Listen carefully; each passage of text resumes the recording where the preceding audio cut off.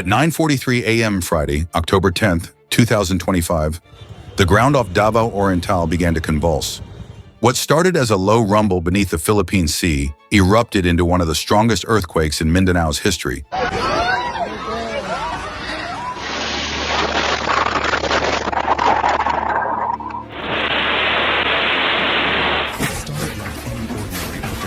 A magnitude 7.4 shock centered 58 kilometers northeast of Manay at a depth of 23 kilometers.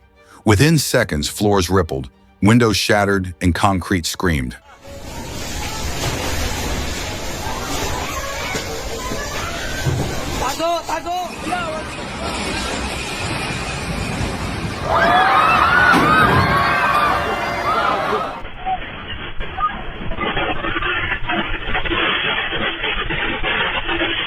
Across Davao City, office workers fled buildings as alarms howled. In Manay, Baganga, Lupon, and Cateel, walls split apart and roofs caved in. Power lines whipped, glass rained, and terrified residents poured into the streets. But nature wasn't finished. 7 hours later, a second quake struck. Magnitude 6.8, ripping along the same stressed fault line. Grabe! Pagkakusuga agad!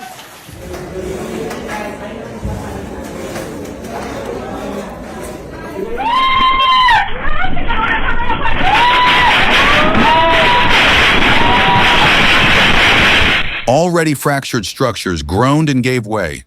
More than 1,100 aftershocks followed in the next few days, dozens strong enough to rattle nerves and foundations alike. By nightfall, 7 people were confirmed dead, crushed beneath collapsing walls or struck by falling debris, and 395 others injured, many with fractures and head wounds. Hospitals overflowed. Doctors set up field tents outside cracked emergency wings. Families searched for relatives among the chaos.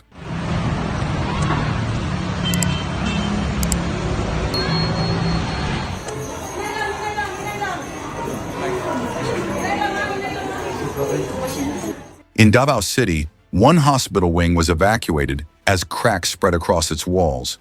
In coastal towns, patients were treated in parking lots beneath makeshift tarps. The tremors were over, but fear lingered in every heartbeat.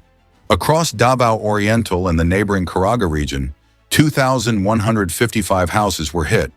298 collapsed completely, while 1,857 were partially destroyed.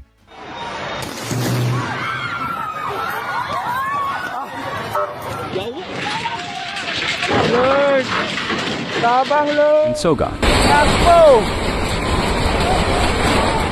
The cost of infrastructure damage exceeded 100 million pesos, according to the Philippine news agency, PNA. Entire neighborhoods were reduced to skeletal frames of concrete and rebar. Among public assets, 273 buildings, including municipal halls, schools, and courts, were damaged or condemned. 32 road sections cracked or caved in. 7 bridges collapsed, cutting off vital lifelines for rescue trucks and relief convoys.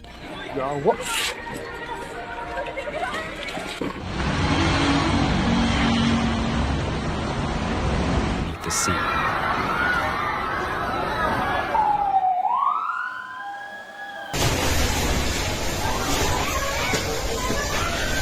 Tago! Tago!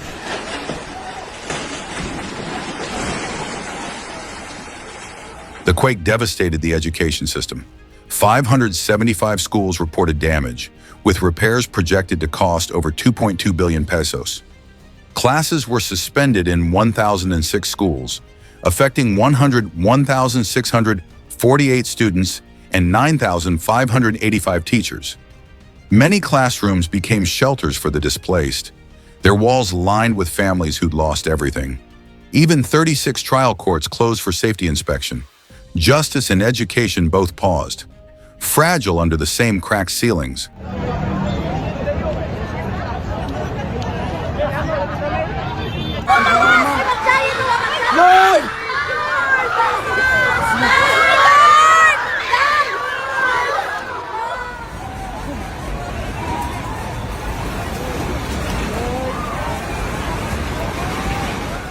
The National Disaster Risk Reduction and Management Council, NDRRMC, confirmed the scale.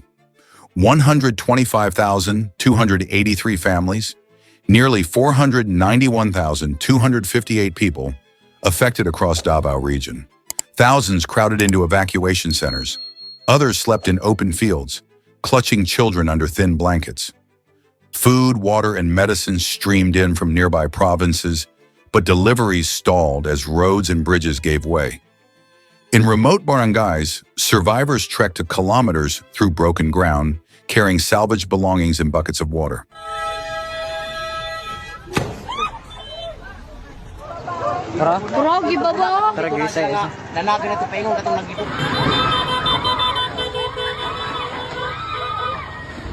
Along the eastern coast, the sea suddenly receded, a warning sign that froze hearts. Within minutes, Philippines and international agencies issued tsunami alerts.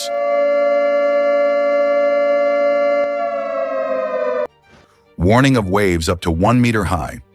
Sensors in Tandag, Surigao del Sur later recorded only a 30-centimeter rise, and hours after the alert, Philippines lifted the warning. No major wave struck, but the fear remained etched in memory.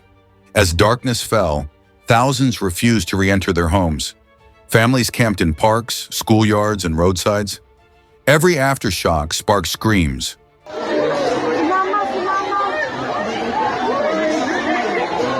Children cried at the faintest vibration. Flashlights and candles flickered across fields where streets once hummed with life. The quake had shaken not just buildings, but the sense of safety itself.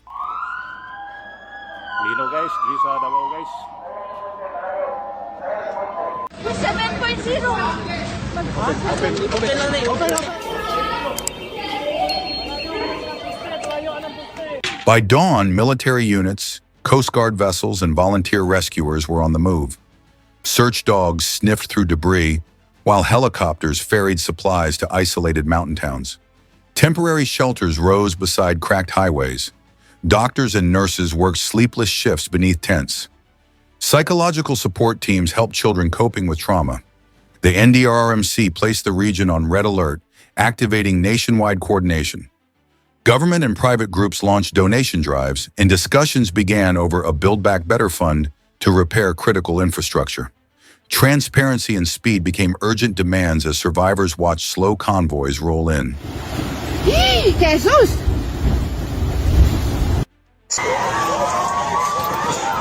Jesus Lord.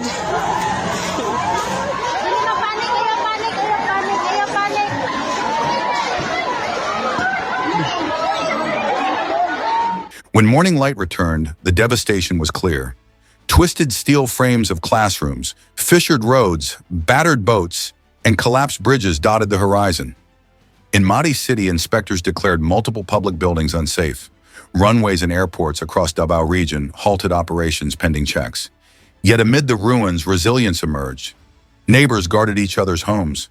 Teachers began makeshift classes in tents. Volunteers mapped damaged areas with drones and tablets, guiding engineers and relief teams. Local police patrolled against looting, while small market stalls reopened, selling rice and batteries.